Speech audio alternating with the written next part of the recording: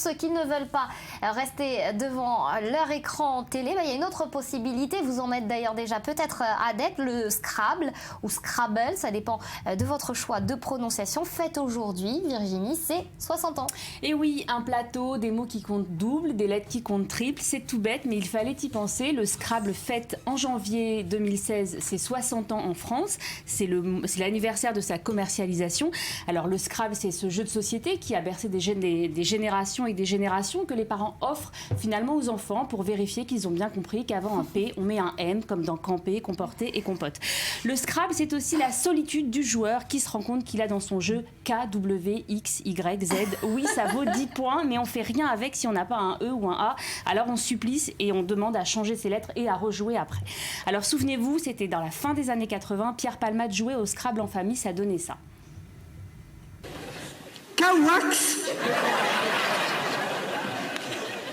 Tu peux nous rappeler la définition de Kawax, Liliane?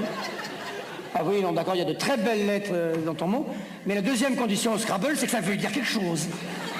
C'est chiant comme tout, je te l'accorde, mais ça rend la partie un tout petit peu plus intéressante. Voilà, et cette règle, elle est simple, elle a été mise au point par Alfred Butt, c'est un architecte américain, nous sommes en 1938, il est au chômage et il invente ce jeu.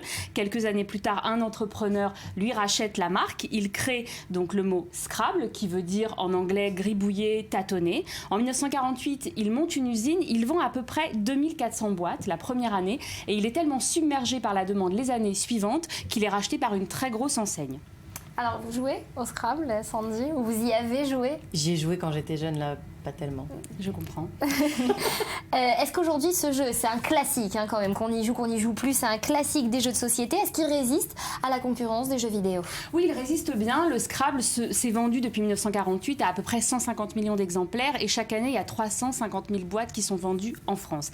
Ce qu'il faut savoir, c'est qu'il est présent dans 120 pays, dans une trentaine de langues à peu près.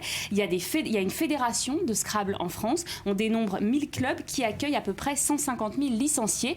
Et chaque année, on a le championnat du monde de Scrabble francophone.